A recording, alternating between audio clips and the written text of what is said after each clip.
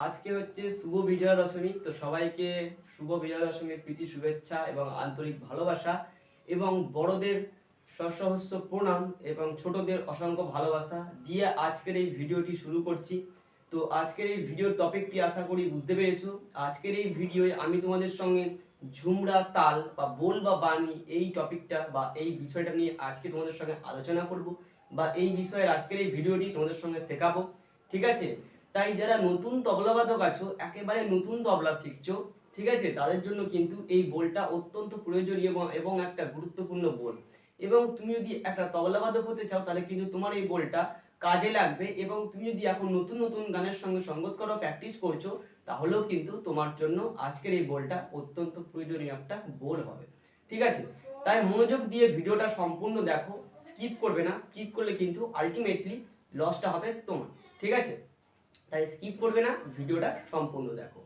তো যাই হোক, আজকে তোমার দুর্গাপুজো চলে গেল, সবাইকে বিজয়া দশমীর প্রীতি শুভেচ্ছা এবং আন্তরিক ভালোবাসা দিয়ে আবারও বলছি ভিডিওটা শুরু করলাম। বড়দের প্রণাম এবং ছোটদের অসংখ্য ভালোবাসা। তো ভিডিওটা ভালো লাগলে লাইক দিও এবং চ্যানেলটিকে সাবস্ক্রাইব করে অল আই বাটনে প্রেস করে রেখে সম্পূর্ণ ভিডিওটা কন্টিনিউ করো। তো হ্যালো ফ্রেন্ডস, ওয়েলকাম ব্যাক মূল ভিডিও। তো গাইস, আজকের এই ভিডিওয় আমি তোমাদের সঙ্গে ঝুমরা তাল বা বোল বা বাণী এই টপিকটা নিয়ে আজকে আলোচনা করব। তো ঝুমরা তাল হচ্ছে 14 মাত্রা, 4টি বিভাগ। ভিডিওটা খুব ছোট্ট হবে এবং সেই জন্য ছোট করব যে তোমরা সম্পূর্ণ ভিডিওটা যাতে দেখতে পারো এবং সম্পূর্ণ ভিডিওটা ওয়াচ করলে তোমাদেরই পুরো লাভটা হবে এবং উপকৃত হবে। ঠিক আছে, যারা মধ্যবিত্ত ফ্যামিলি ঘর থেকে তবলা শেখো, যাদের মানে কষ্টটা কতটা হয় এবং যে কি বলবো তোমাদের যে কতটা কষ্ট হয় সেটা আমি বুঝতে পারি, কারণ আমি একজন মধ্যবিত্ত ফ্যামিলির ছেলে। তাই কিভাবে আমি তবলাটা শিখি বা আমি কিভাবে চালাই সেটা আমি নিজেই জানি। তো সেই জন্যই তোমাদেরকে আমি হেল্প করি যারা তবলা শিখতে চাও। তো চলো মূল টপিকে যাই। তো বলটা হচ্ছে 14 মাত্রা, ঝুমরা তাল 14 মাত্রা, 4টি বিভাগ, 3-4-3-4 ছন্দ, 3টি তালি, 1টি খালি, যথাক্রমে প্রথম, চতুর্থ এবং 11-10 মাত্রায় তালি এবং অষ্টম মাত্রায় খালি বা ফাঁক। এটি কোন তাল? আশা করি তোমরা ঠিক বলেছো, এটা বিষমপদী তাল। কেন? তার কারণটা বলে দিই। তার কারণটা হচ্ছে এর ছন্দটা অসমান। মানে প্রথম বিভাগে 3টে মাত্রা আছে, তারপর বিভাগে 4টি মাত্রা আছে, তারপর বিভাগে 3টি মাত্রা আছে, তারপর বিভাগে 4টি মাত্রা আছে। এটা যদি প্রথম বিভাগে 4টি, তারপর বিভাগে 4টি, তারপর বিভাগে 4টি, তারপর বিভাগে 4টি, তাহলে এটা সমপদী বল হতো। ঠিক আছে, যে বলে মানে ছন্দ সমান তাকে বলছে সমপদী, যে বলে ছন্দ অসমান তাকে বলছে বিষমপদী। ঠিক আছে, তো এইটুকু তোমাদের ক্লিয়ার করতে পারলাম। তো এবার ঠেকাটা বলে নিয়ে তালিখালিটা হাতে দেখিয়ে নিয়ে তোমরা তালিখালি কিভাবে দেখাবে বা শিখবে সেটা আজকে দেখাবো এবং তবলায় কিভাবে বাজাবে সেটাও আজকে দেখাবো। তো চলো আগে ঠেকাটা বলে নিই। তো বলটা খুব সুন্দর একটা বল। ঠিক আছে, তো ঠেকাটা হচ্ছে ধিন ধা তেরে কেটে ধিন ধিন ধা গে তেরে কেটে তিন তা তেরে কেটে ধিন ধিন ধা গে তেরে কেটে ধিন।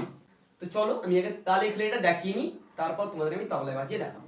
ঠিক আছে, তো তালি খেলাটা কিভাবে দেখাবে? 3টি তালি এবং 1টি খালি, প্রথম, চতুর্থ এবং 11-10 মাত্রায় তালি এবং অষ্টম মাত্রায় খালি বা ফাঁক।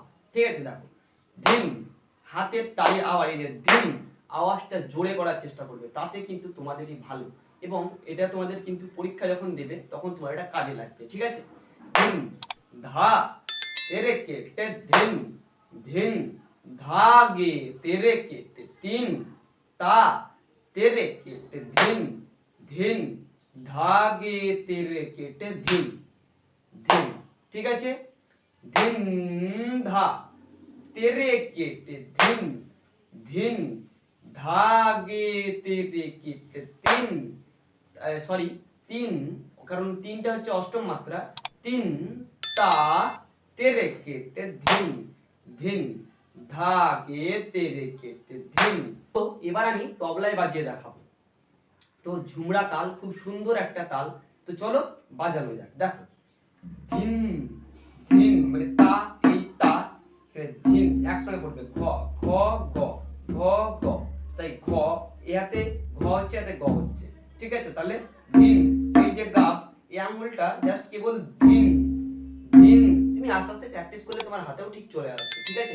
প্রথম প্রথম একটু অসুবিধা হবে, তবে ভিডিওটা সম্পূর্ণ যদি তুমি দুবার তিনবার ভিডিওটা দেখো তাহলেই কিন্তু অনার সাথেই বাজাতে পারবে, ঠিক আছে? দেখো, ধিন ধা তে রে কে টে, ধিন ধিন ধা গে ধা গে ধা ধা গে ধা গে, আস্তে আস্তে বাজাবে, ধা গে তে রে কে টে, ধিন ধা তে রে কে টে, ধিন ধিন ধা গে তে রে কে টে, তিন বা তিন তা তে রে কে টে, তিন এভাবে শুধু তিন করতে পারো বা এভাবে তিন তা তে রে কে টে, তিন তিন তা গে তে রে কে টে, তিন তা তিন তা তে রে কে টে, তিন তিন